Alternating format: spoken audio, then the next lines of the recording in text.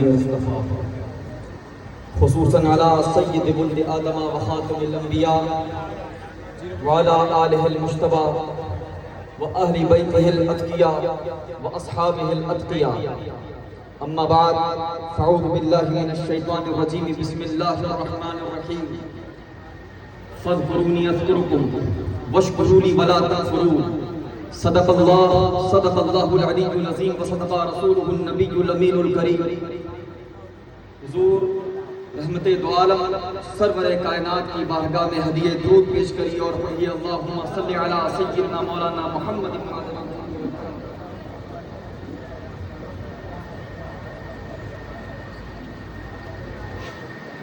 دامن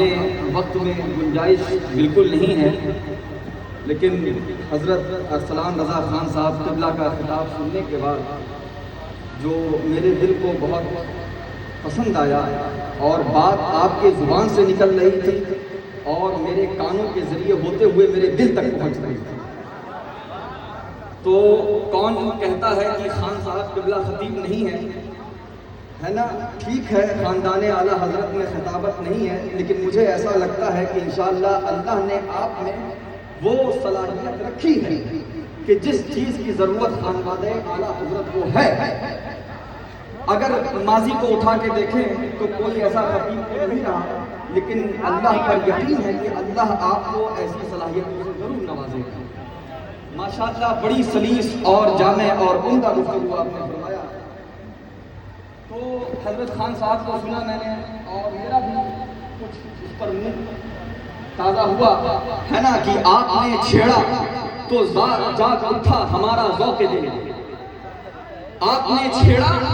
تو جاگ اٹھا ہمارا ذوق دل، عشق نے انگڑائیاں اور میں بتاتا چلوں کہ ملت حنفیہ دارا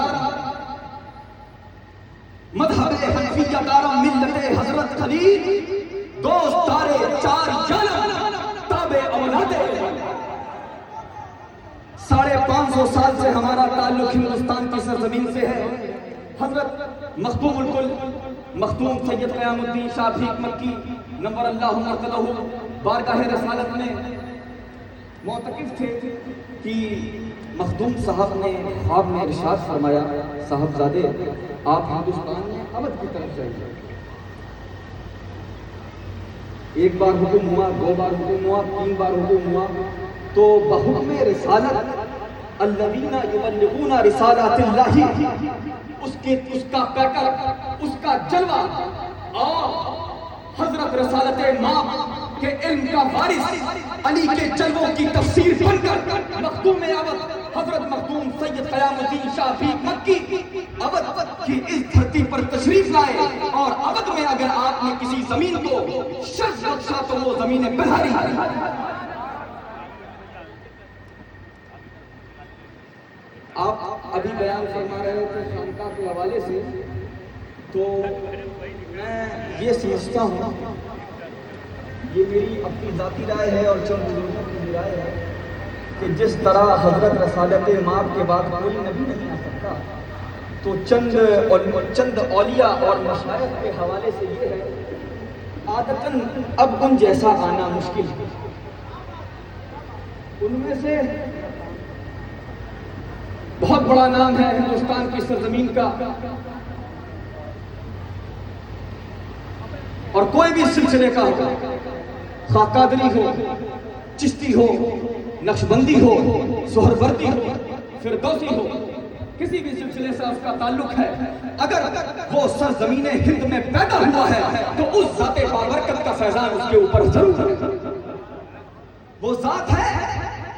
سلسلہ چشتیہ کا چمکتا ہوا چاند، زری زربخش، شیخ المشائخ، شیخ الشیوخ حضرت خواجہ سید نظام الدین احمد دہلوی، کہ جن کے بارے میں حضور نے کہا تھا کہ مفتخر از ویبا غلامی منم خواجہ نظام است و نظامی منم۔ ان کے خلیفہ اور جانشین سے جب پوچھا گیا کہ شیخ تو چینی گوئی دری حق کی خانقاہ چیز، شیخ آپ کیا فرماتے ہیں اس حوالے سے کہ خانقاہ کیا ہے؟ حضرت یہ گفتگو آپ کے لیے بھی ہے، آپ کا تعلق جس بھی خانقاہ سے ہے، تو میں یہ چاہتا ہوں کہ جب میں اس خانقاہ میں آؤں تو وہ چیزیں ضرور دیکھوں جس کا فقدان اکثر خانقاہوں میں پایا جاتا ہے۔ اب پتہ نہیں بریلی شریف کا کیا حال ہے، میرا تو ذاتی تجربہ نہیں ہے، لیکن آپ سے گزارش ہے کہ وہ چیز ضرور ہے۔ تو جب ان سے پوچھا گیا کہ خانقاہ کسے کہتے ہیں، تو آپ نے فرمایا کہ جہاں حال ہو اور مال ہو۔ کیا ہو؟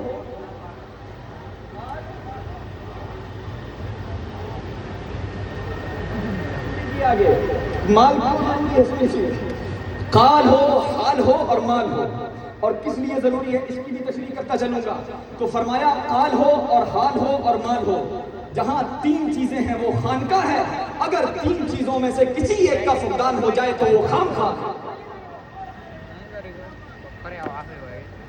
ہم تو اعتدال کی بات کرتے ہیں، اور الحمدللہ میں نے شہزادہ اعلیٰ حضرت سے بھی یہی کہا، قبلہ خان صاحب سے، کہ جس طرح اس وقت جعلی پیروں کا ہجوم ہے، اسی طرح علماء اہل سنت میں فرضی اور سو اور بدکردار علماء کی بھی تعداد بڑھتی جا رہی ہے نا۔ تو جس طرح خانقاہیں کو چاہیے کہ اپنے اصول اور ضوابط کو بہتر کریں، اس طرح مدرسوں کو بھی چاہیے کہ وہ ذرا طلبہ جو فارغ ہو رہے ہیں ان کے علم کے ساتھ ساتھ ان کے عمل اور تربیت پر بھی غور فرمائیں، ورنہ بقول شیخ سعدی کہ علم چندہ کی بیشتر خانی،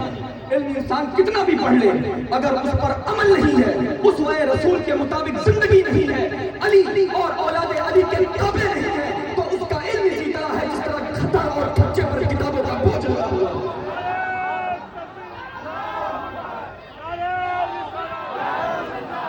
امام محمود اللہ خان فاضل بریلوی اس لیے اعلیٰ حضرت نہیں کہے جاتے،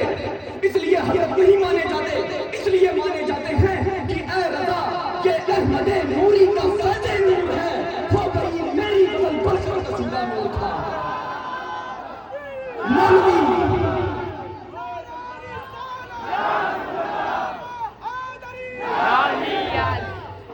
مولوی ہرگز نہ شد مولائے روم،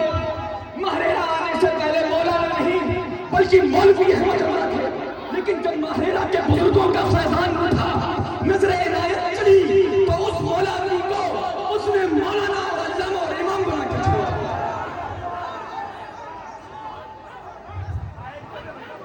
یہ خانقاہوں کی تاثیر ہے، یہ بزرگوں کا کرم ہے، یہ بزرگوں کی عنایت ہے۔ اسی لیے مذہب حنفی کا دارم، ملت حضرت خلیل، دوست دارے چار یارم تابع اولادے علی۔ تو فرمایا جہاں قال ہو، حال ہو اور مال ہو، وقت ہے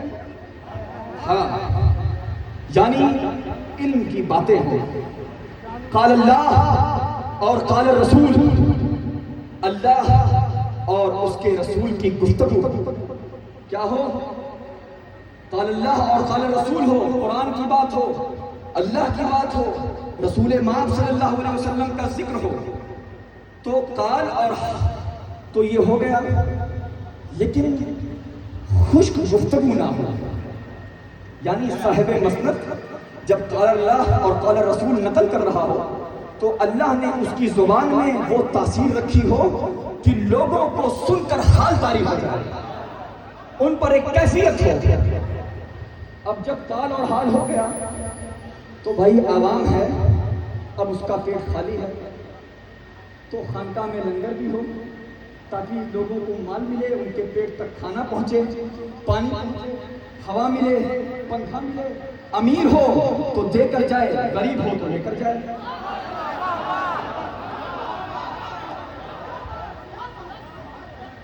ہے کہ نہیں کلی ہے نا؟ صحیح ہے، امیر ہو دے کے جائے، اس لیے کہ چشتی ہیں، ٹھیک ہے چشتی مزاج رکھتے ہیں، اپنے شیخ نظام الدین کی ہر بات کو حرف آخر سمجھتے ہیں۔ کہا فقیر کا کیا کام ہے، ایک ہاتھ سے لیتا ہے دوسرے ہاتھ سے اٹھا دیتا ہے۔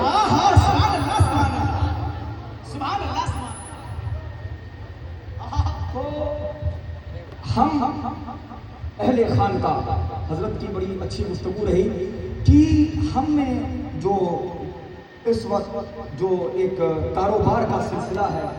اور اصلی اور نقلی کی کمی نہیں ہو رہی ہے، اس میں عوام اہل سنت سے بھی گزارش کروں گا کہ آپ اصلی اور نقلی کی ضرور تمیز کریں، اور جس طرح آپ پیروں کے چننے میں انتخاب کرتے ہیں اسی طرح امام اور فاتحہ خوانی کرنے والے مولویوں کے بھی انتخاب میں ذرا چناؤ کریں، کیونکہ پیرے سو تک یہی آپ کو پہنچاتے ہیں۔ اگر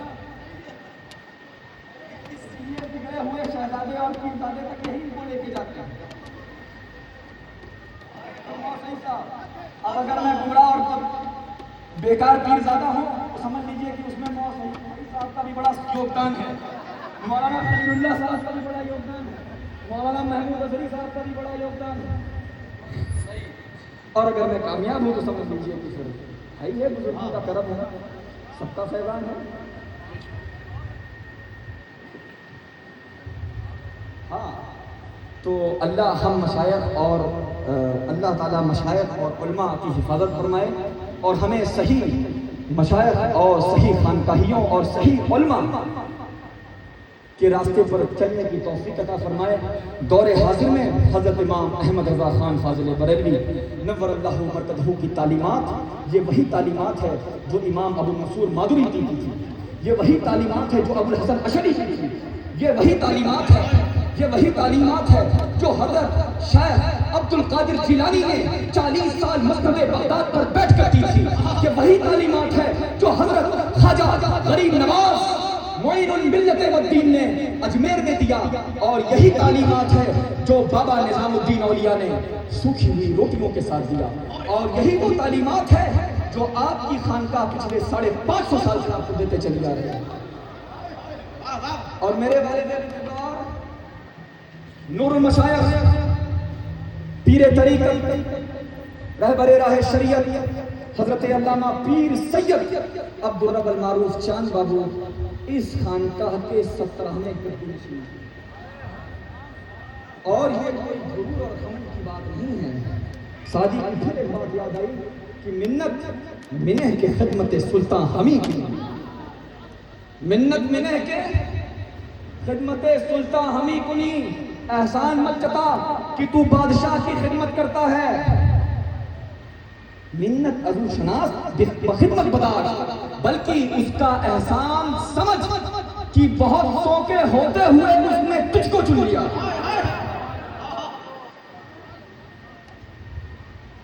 تو اللہ تعالیٰ ہم سب کو اپنے بزرگوں کا نمائندہ بنائے، اپنے بزرگوں کی تعلیمات پر عمل کرنے والا بنائے۔ اسی کے ساتھ کل کا وقت قریب ہے، میں اپنی بات کو سمیٹوں گا۔ وآخر دعوانا الحمدللہ رب العالمین۔